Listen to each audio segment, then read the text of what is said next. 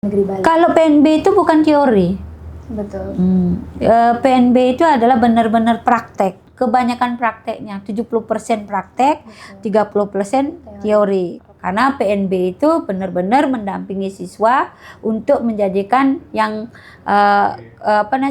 mahasiswanya itu adalah memiliki kompetensi yang profesional banget. Politeknik Negeri Bali itu benar-benar mengeluarkan tamatan yang memiliki keterampilan yang sangat luar biasa dan siap kerja. Karena benar-benar ketika di lapangan tuh benar-benar udah siap kerja, itu masalahnya. Tidak perlu diajarin sedikit, dipoles sedikit aja sudah bisa gitu. Makanya jangan ragu lagi untuk bermimpi besar di PNB.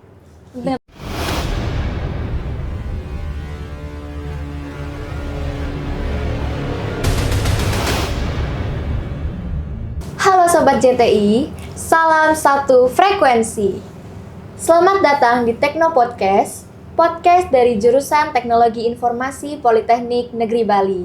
Tempat anak muda untuk melek teknologi.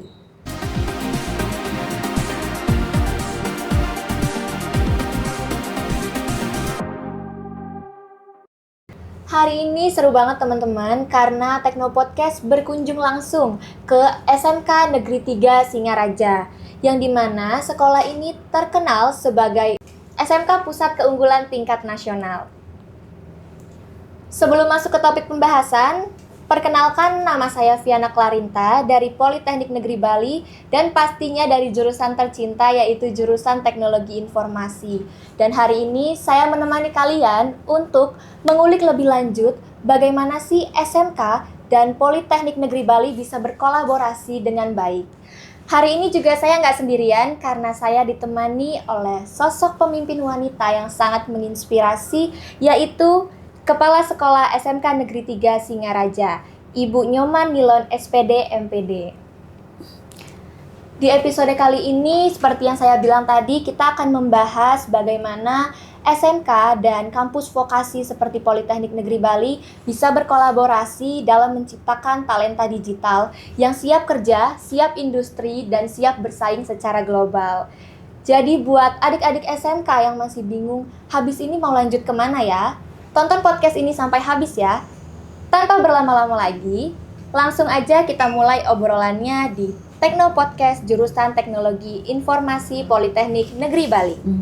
Sebelumnya saya mengucapkan terima kasih banyak ya Ibu karena sudah mengizinkan kami dan meluangkan waktunya dan menyambut kami di SMK Negeri 3 Singaraja dengan baik. Suatu kehormatan bagi kami bisa berdiskusi langsung di lingkungan SMK Pusat Keunggulan seperti SMK Negeri 3 Singaraja. Mungkin sebelum masuk ke pertanyaan, boleh perkenalan diri terlebih dahulu Ibu. Baik, terima kasih Bu Pia, MC yang luar biasa. Kalau kami di radio kami itu ada Sahabat Teknika. Kalau di sini apa sapaannya? Sobat JTI. Oh, Sobat JTI. Kalau kami di TKJ jargonnya adalah sing connect sing mulih. Sing connect sing mulih. Kalau di sini kan satu frekuensi ya. Luar biasa. Perkenalkan, nama saya Bu Nyoman Nilon. Saya Kepala Sekolah SMK Negeri 3 Singaraja. Saya Kepala Sekolah yang ke-9. Oh, ke-9. Dan satu-satunya perempuan di SMK Negeri 3 Singaraja.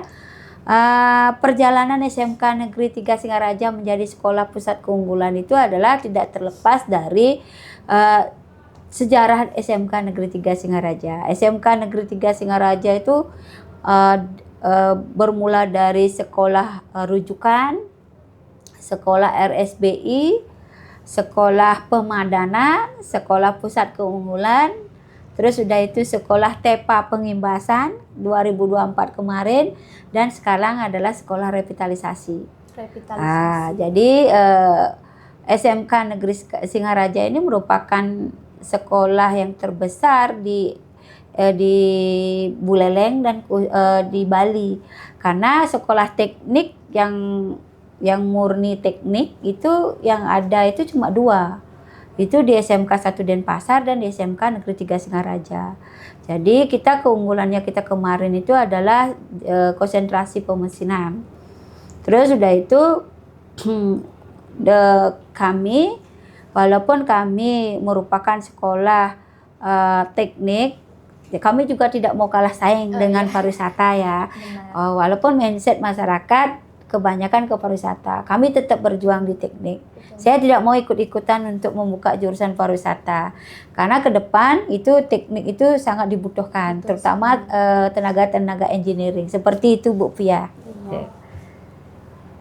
Jadi kalau untuk yang saya dengar tadi memang SMK Negeri 3 Singaraja ini benar-benar memiliki semangat yang sangat tinggi ya. Pantas saja disebut sebagai SMK berprestasi sekaligus SMK pusat keunggulan nasional.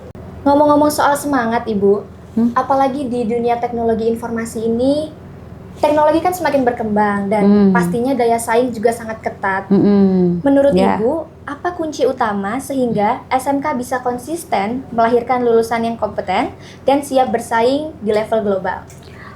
Kunci utamanya itu adalah 8+I, link and match itu. Link and match dengan dunia kerja. Jadi kita apapun yang ada di dunia kerja kita adopsi bawa ke sekolah. Karena kalau kita semakin terampil anak kita, semakin dipercaya oleh industri.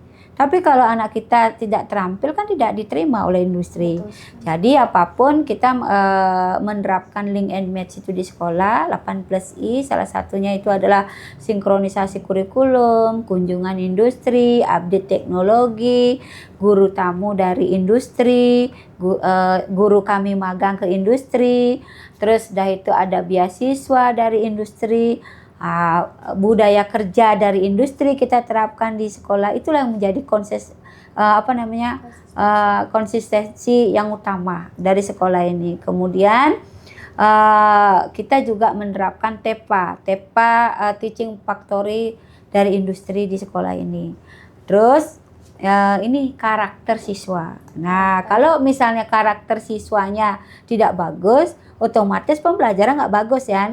Kita di sini itu adalah bagaimana siswa kita punya karakter. Nah, kalau STM, kalau Bu Pia kan mengenal kan STM itu, labelingnya tawuran, jagoran, trek-trekan.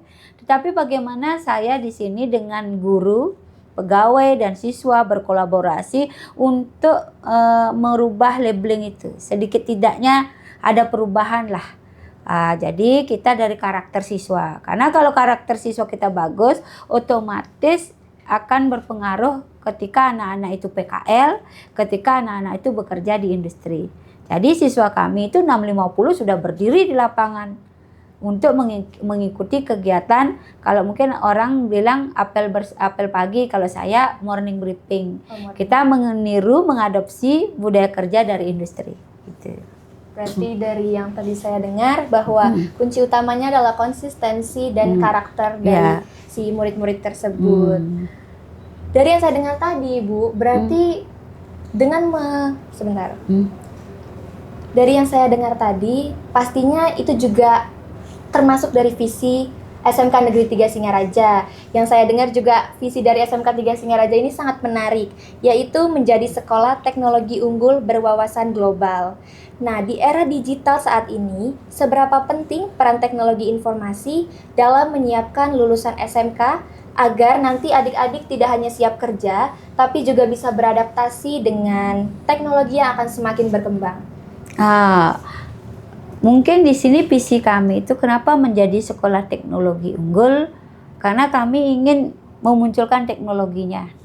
Karena satu-satunya sekolah teknologi yang ada di Kabupaten Buleleng di SMK 3 Singaraja, terutama di tampilan depan itu sudah kami pasang videotron.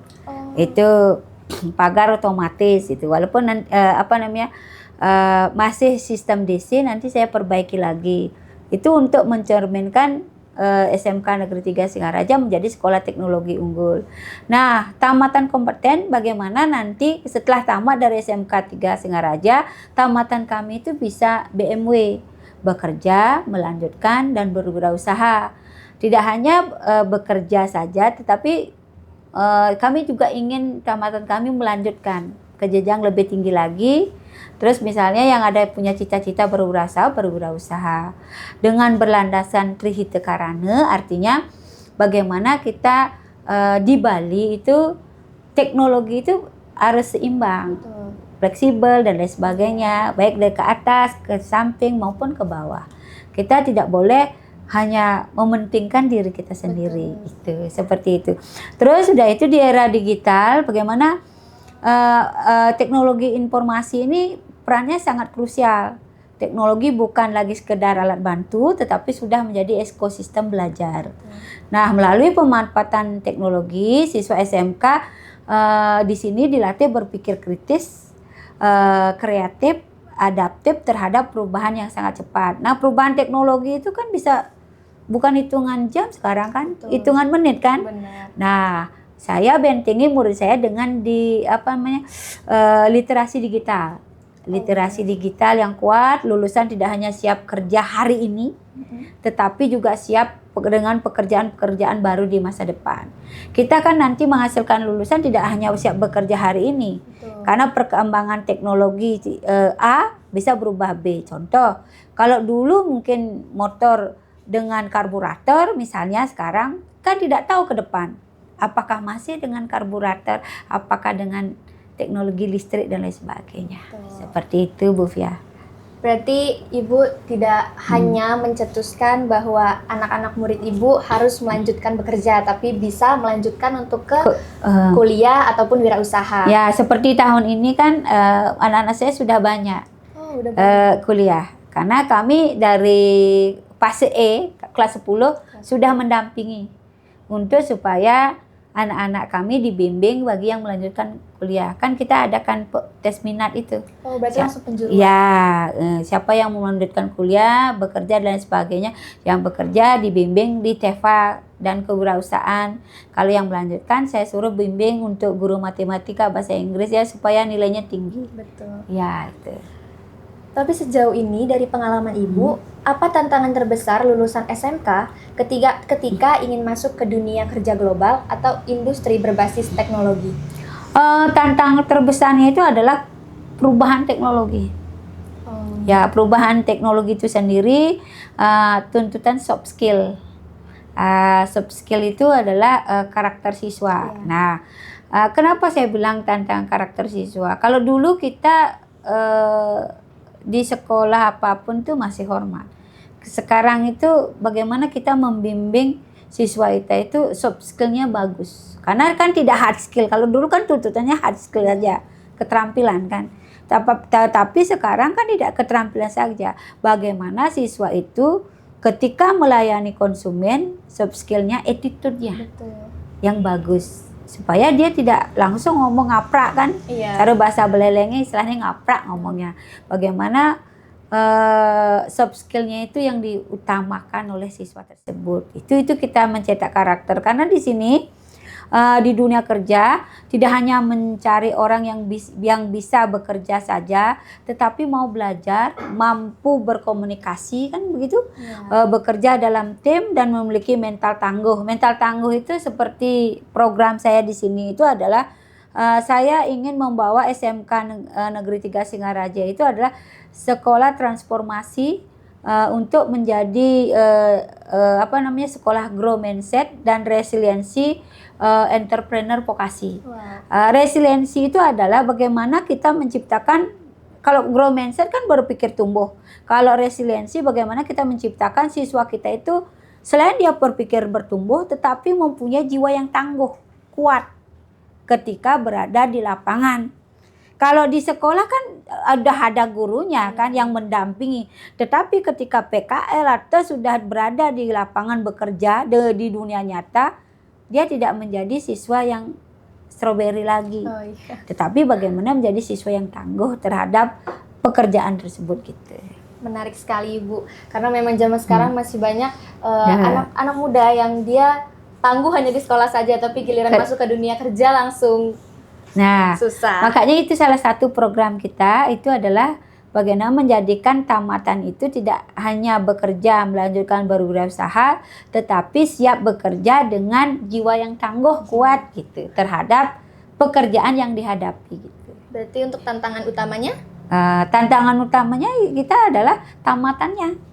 Untuk bekerja diterima di industri itu menjadi pekerja yang tangguh itu dulu, terus sudah itu memiliki tanggung jawab yang luar biasa. Itu karakter. Berarti lebih diutamakan soft skill dulu Ya. daripada hard skill. Ya. Tapi Harus sama itu, tidak boleh dibedakan. nggak boleh Soft dibedakan. skillnya dengan hard Hard skillnya skill harus harus sama gitu. harus Kalau kemarin kan kemarin itu kalau kurikulum yang lama itu kan hard skill aja. Oh, Kalau iya. kurikulum sekarang bagaimana soft skill dan hard skill itu harus sama. Jadi anak-anak tidak hanya pintar di keterampilan, tetapi juga attitude-nya juga harus bagus, Betul. soft skill-nya, gitu, karakternya. Tapi zaman sekarang tuh masih banyak yang beranggapan bahwa lulusan SMK cukup langsung kerja aja, Ibu. Menurut Ibu, kapan kuliah, khususnya di perguruan tinggi, vokasi seperti politeknik, menjadi langkah strategis untuk meningkatkan daya saing lulusan SMK? Kalau gini, lulusan SMK itu bekerja, kalau saya di sini kan ekonominya menengah ke bawah.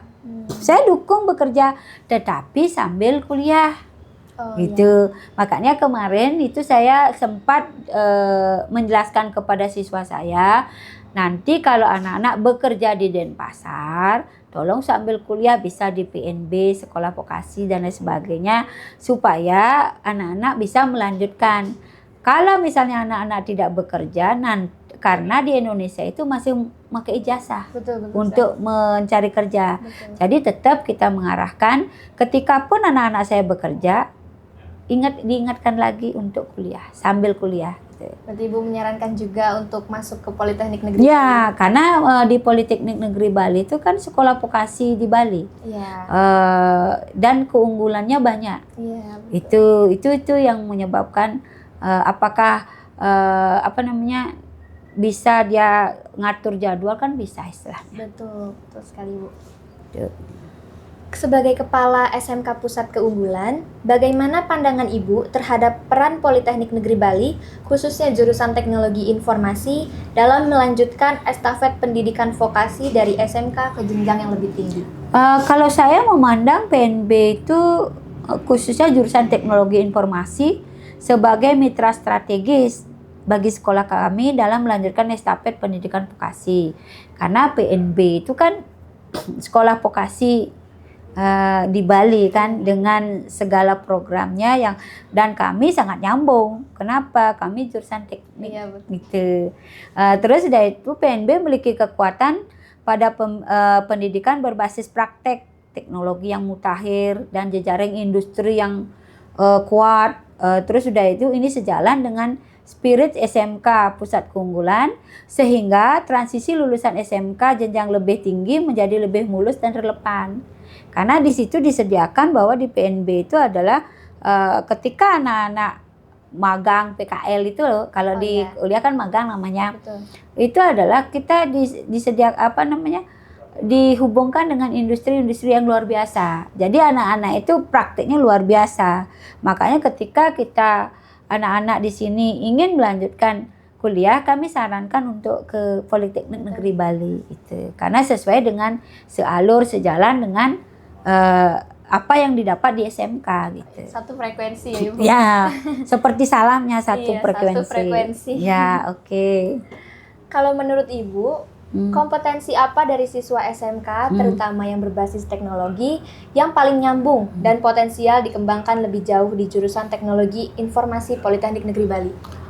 Kalau saya lihat itu yang bisa dikembangkan di jurusan Teknologi Informasi PNB adalah logika berpikir, terus sudah itu dasar pemrograman, literasi digital, problem solving, dan sikap kerja profesional. Nah, itu yang bisa dikembangkan, karena kalau lulusan kami yang sekolah di PNB sudah hampir semua seperti itu. Gitu loh, berpikir kritis, terus sudah itu sudah memahami apa yang menjadi keterampilannya, terus sudah itu sikap kerja profesional. Terus modal ini dia akan berkembang menjadi keahlian yang siap menjawab kebutuhan industri digital. Kan itu nantinya ke depannya. Nah, karena di PNB ini adalah benar-benar kalau mau masuk di jurusan Teknologi Informasi, kalau sudah kembali sudah mutakhir anak kami. Betul. Luar biasa. Saya tidak bisa ngomong apa. Berarti banyak ya Ibu yang masuk Ya. ke Politeknik Negeri Bali. Siswa kami kan banyak masuk ke PNB, Oh iya. walaupun tidak hanya di TI saja, jurusan TI dan jurusan lainnya. Tetapi kalau di jurusan TI ketika kembali, misalnya praktek di sekolah kami luar biasa, tidak diragukan lagi. Kalau di PNB ya, karena menurut alumni dari siswa kami itu adalah benar-benar mereka itu real di lapangan praktek. Itu sih gininya. Iya. Luar biasa ya teman-teman Ya. bahwa Politeknik Negeri Bali membawa dampak yang sangat baik untuk murid-murid SMK Negeri 3 Singaraja. Jika berbicara langsung ke siswa SMK Negeri 3 Singaraja, apa pesan Ibu bagi mereka yang memiliki minat di bidang IT dan ingin melanjutkan kuliah di jurusan Teknologi Informasi Politeknik Negeri Bali? Pesan saya kepada siswa saya adalah jangan ragu untuk memilih PNB menjadi mimpimu yang besar. Itu karena di Politeknik Negeri Bali itu adalah membuka peluang tanpa batas. Artinya persiapkan diri sejak sekarang, kuasai dasar-dasarnya, perkuat karakter, terus belajar, melanjutkan studi di PNB itu adalah salah satu langkah strategis untuk mengembangkan potensi secara maksimal. Karena PNB itu benar-benar mendampingi siswa untuk menjadikan yang mahasiswanya itu adalah memiliki kompetensi yang profesional banget. Kalau menurut Ibu, apa sih perbandingan Politeknik Negeri Bali dengan kampus lain? Kenapa Ibu bisa menyarankan murid-murid SMK Negeri 3 Singaraja untuk masuk ke untuk masuk ke kampus Politeknik Negeri Bali? Kalau PNB itu bukan teori. Betul. PNB itu adalah benar-benar praktek. Jadi vokasi benar. Iya. Itu masalahnya.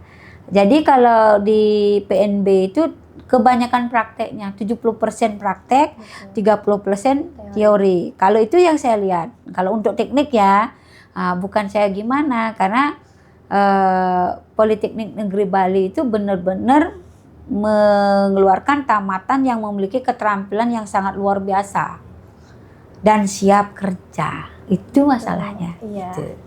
Jadi nggak usah takut lagi habis lulus langsung kerja. Oh jangan, karena kebanyakan Politeknik Negeri Bali kan banyak dicari. Betul. Mahasiswanya.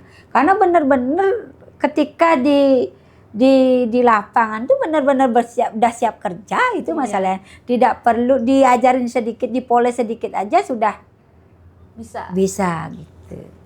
Makanya jangan ragu lagi untuk bermimpi besar di PNB. Nah, teman-teman, jangan ragu untuk bermimpi besar di PNB.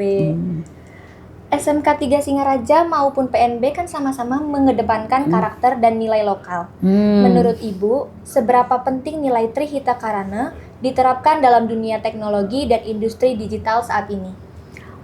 Kalau ini seberapa penting, sangat penting, itu loh istilahnya ya. Nilai Trihita Karana itu untuk kita itu sangat luar biasa pentingnya. Jangan sampai kita melupakan Trihita Karana. Sama dengan visi saya kan berisi Trihita Karana dalam teknologi dan industri digital ini. Kita itu tetap takwa kepada Tuhan Yang Maha Esa, walaupun kemajuan teknologi ya. Terus udah itu berpihak pada manusia, lingkungan, dan harmoni sosial.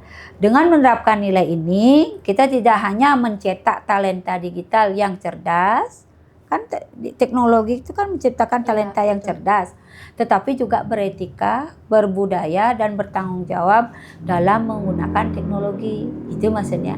Jangan sampai kita mengagungkan teknologi tapi mengesampingkan budaya kita. Betul. Itu maksudnya. Jadi ketika saya di sekolah, ini kan sekolah teknologi, saya mengunggulkan teknologi. Teknologi yang ada di sekolah ini, tetapi saya tidak mau melupakan budaya saya. Contoh, di morning briefing itu saya setiap hari Kamis itu ada pensi kreatif dan berbahasa Bali. Jadi pensi kreatif itu siswa saya ada yang misalnya dia pentas setiap jurusan itu kan dapat giliran piket pentas, mau kecak, menari, menyanyi solo, drama, storytelling. Nah itu kita kan mempunyai kegiatan morning briefing ini ya. Morning briefing itu setiap hari. Kalau Senin kan upacara bendera. Hari Selasa itu literasi budaya kerja. Jadi kita adopsi budaya kerja yang ada di industri, bawa ke sekolah. Terus hari Rebo literasi numerasi. Hari Selasa itu adalah hari Kamis itu adalah literasi bahasa Bali dan pensi kreatif. Itulah penampilan budaya Bali di sini. Terus hari Jumat itu Krida, Pramuka, dan kesamaptaan dari polisi. Jadi tetap kita bagaimana budaya kita itu tetap sejalan dengan teknologi. Itulah Trihita Karana. Sangat luar biasa, sangat menginspirasi ya Ibu Nyoman Nilon ini teman-teman. Walaupun dia menjadi seorang pemimpin tapi tidak melupakan budayanya. Kedepannya, bagaimana harapan Ibu terhadap kolaborasi antara SMK Pusat Keunggulan seperti SMK 3 Singaraja dengan perguruan tinggi vokasi seperti Politeknik Negeri Bali dalam mencetak talenta digital Bali dan Indonesia? Kalau saya ingin ke depan kerjasamanya dengan PNB itu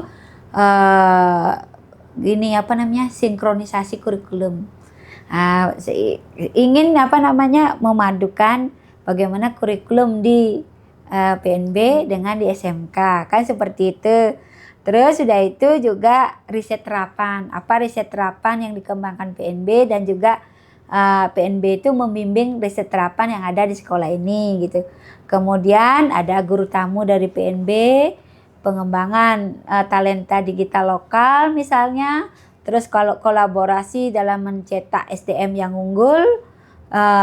Terus sudah itu kita tetap berakar pada nilai-nilai lokal gitu.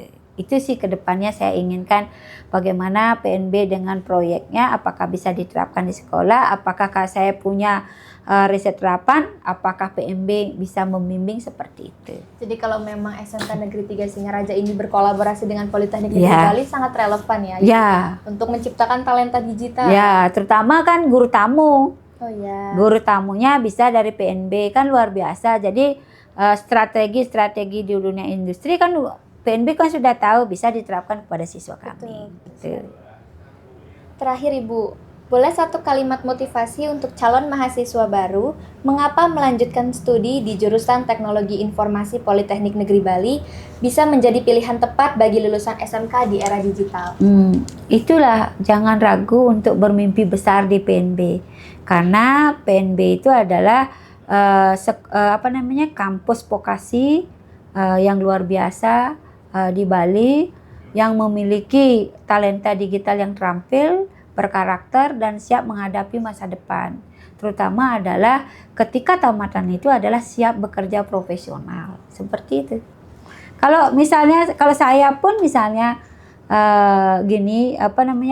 saya punya anak, pasti saya akan anjurkan ke sana. Karena PNB itu luar biasa. Karena saya kan jadi kepala sekolah SMK. Bagaimana ke depan itu keberlanjutan SMK itu ya sejalan dengan PNB. Udah banyak testimoninya. Ya, itu. Untuk untuk penutupan mungkin Ibu boleh menyampaikan kata-kata hari ini, Bu. Kata-kata hari ini adalah bekerja sakti untuk SMK Negeri 3 Singaraja, salam dan bahagia. Terima kasih. Ya. Luar biasa sekali ya teman-teman insight yang dibagikan oleh Ibu Nyoman Nilon. Kita bisa melihat dengan jelas bahwa pendidikan vokasi hari ini bukan hanya sekedar siap kerja, tapi juga siap berkembang, siap beradaptasi, dan siap bersaing secara global.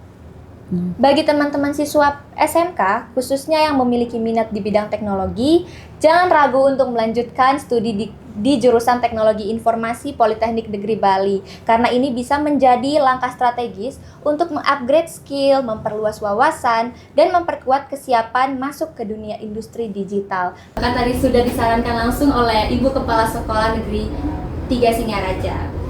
Terima kasih Bu Nyoman atas waktu dan inspirasinya, serta terima kasih kepada keluarga besar SMK Negeri 3 Singaraja atas sambutan hangatnya.